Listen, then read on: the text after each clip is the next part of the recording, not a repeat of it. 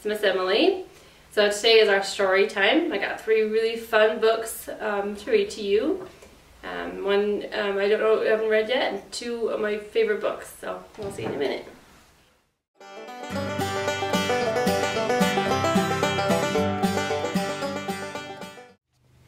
Okay guys, so our first book is the Cat in the Hat book, and it's called I Love the Nightlife.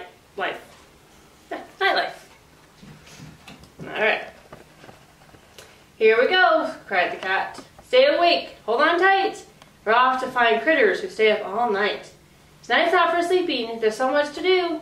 We're off to the forest of Winnebago.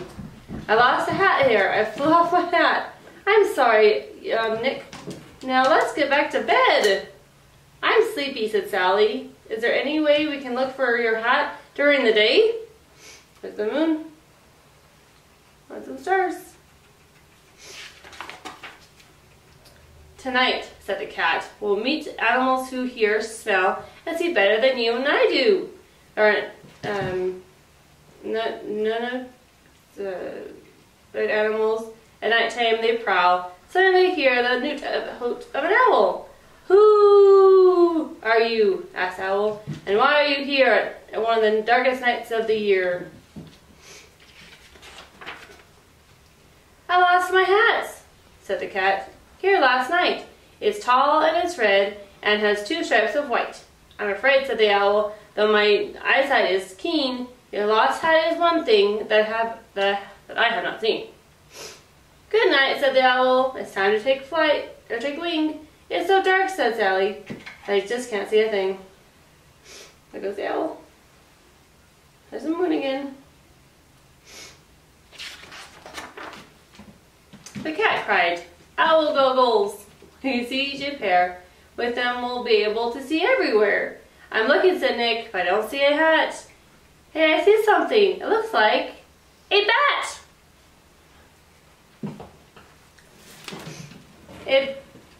Mr. Bat, Sally said, I'm glad to see you. Have you seen a lost hat here in Winnebago? Not I, said the bat, but I'll tell you, my dear, my bat ears sound some may find hard to hear. Can you help us? asked Nick. Can you hear a lost hat? Hear a lost hat? I'm afraid, said the bat. Even I can't do that. But put on these bat ears and then go flying. Ooh, look at this. Go flying. You will hear sounds without even trying. So put on the bat ears and fly through the night, and if you still can't find them. Sorry, there's a sticker on the wood. There we go. Find a cat's hat anywhere. Then they met a possum who was sniffing around. My nose, explained, knows where food can be found. Do you think, Sally asked, since your nose works so well, you can find the cat's hat with a keen sense of smell? If I weren't so hungry, I might, he replied. My nose must find dinner to fill my inside. That's cute. There's a possum. He's gonna go find the food because he's hungry. I'm not sure, said Nick. Just what to try now to find the cat's hat. I don't know how. I know what to do, said the cat. Yes, indeed. Some possums' noses are just what we need. With ears and goggles, plus noses to smell, we're going to find my hat soon, I can tell. If I were 4 years, it is still good as new. My sticky old hat smells just like me through and through.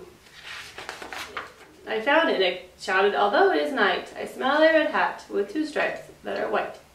Hooray, said the cat. That's my hat's back. Let's all celebrate with a late night snack. This looks good. So soon the bat and possum came to tell them goodbye, while the owl went, hoo, flying high in the night, in the sky, sorry.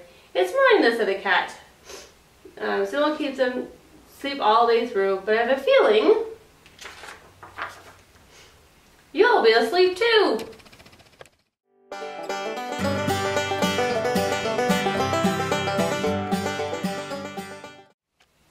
Okay guys, so our next book is one of my favorite books. I've read it for so many years and I love this book.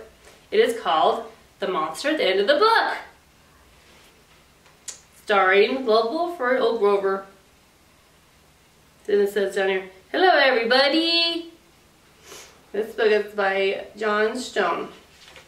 Okay. This is a very dull page. What's on the next page? What did that say? On the first page, what did that say? This is a monster out of this book? It did? I'm so scared of monsters. Shh. Listen, I have an idea. If you don't turn any pages, we'll never get to the end of this book. And that is good, because there's a monster into this book. So please don't turn the page. You turned another page. Maybe you don't understand. You see, turning pages will bring us to the end of the book. And there's a monster into this book. But this will stop you from turning pages. See? I'm tying the pages together so you cannot. You turned another page. What are you doing to me? Now stop turning pages.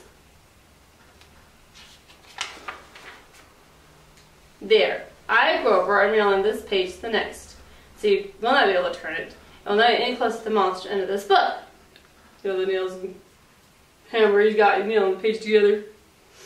Let's see if we can turn it. Alright, alright, alright. Do that every time you turn another page and it gets close to the monster end of this book. But you make a terrible mess. This is what we from turning pages. A heavy, thick, solid, strong brick wall. I would just try. So you turn this page. We do it. Let's see. Do you know that you are very strong? Where do you see Grover? Let me see this is there. The next page is the end of this book. There's a monster in this book. Oh, I'm so scared. Please don't turn the page. Please, please, please. Look at that. This is the end of the book. And here's me. I love Fred Old Grover. I'm the monster in the book. And you were so scared. I told you.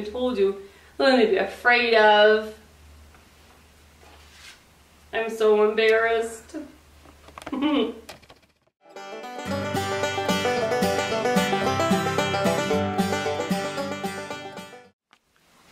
Okay guys, so this is our third book. It's one of my favorite books. It is called The Paper Bag Princess by Robert Munsch. Okay. I read this one a couple times too.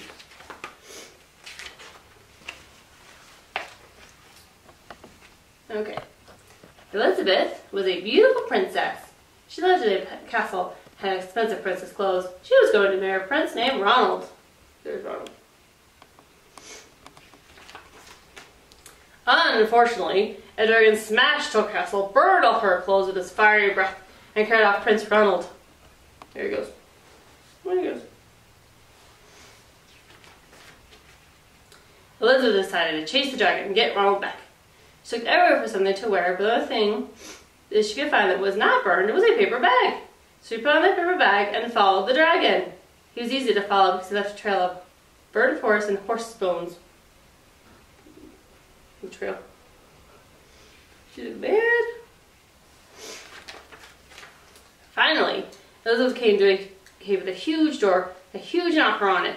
She called the knocker and banged on the door. The man stuck his nose out the door and said, "Well, a princess! I love you, princess. I'm already in a whole castle today. I'm a very busy dragon. Come back tomorrow." He sounded her so fast, Elizabeth almost got her nose caught. Elizabeth grabbed the knocker and banged on the door again. The man stuck his nose out of the door and said, "Go away! I love you, princesses. I've been in a whole castle today. I'm a very busy dragon. Come back tomorrow." "Wait!" shouted Elizabeth. "Is it true that you are the smartest and fiercest dragon in the whole world?" "Yes," said the dragon. "Is it true," said Elizabeth, "that you can burn up 10 forests with your fiery breath?" "Oh yes," said the dragon. He took a huge, deep breath and brought so much fire, they burned up 50 forces.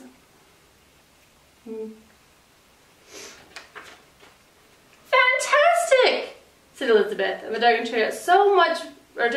another huge breath, brought so much fire that it burned 100 forces. Magnificent, said Elizabeth. The dragon took another huge breath, but this time, nothing came out. The dragon didn't even have enough fire left over to cook a meatball. No more. Elizabeth said, "Dragon, is it true that you can fly around the world in just 10 seconds? Why, yes, said the dragon. And he jumped up and flew the world in just 10 seconds. He was very tired when he got back. But Elizabeth shouted, "Fantastic! Do it again!" And there he went, flying. So the dragon jumped up and flew around the world in just 20 seconds. When he got back, he was too tired to talk, and he lay down and went straight to sleep. So tired. Elizabeth whispered very softly, "Hey, dragon." The dragon didn't move at all. She lifted up the dragon's ear and put her head right inside and shouted as loud as she could, "Hey, dragon!" The dragon was so tired he didn't even move. He's looking there. He's out. Oh, that's wrong. Elizabeth walked right over to the dragon and opened the door to the cave. There was Prince Ronald. He looked at her and said, "Elizabeth, you're a mess. You smell like ashes. Your hair's all tangled. You're a dirty old paper bag. Come back when you dress like a real princess." Ronald said, "Elizabeth, your clothes are really pretty. Your hair is very neat. You look like a real prince, but you are a bum. They didn't get married after all." The end. I love that story. It's one of my favorite stories. I hope you guys like those stories. I miss you guys so very much. I love you. Bye.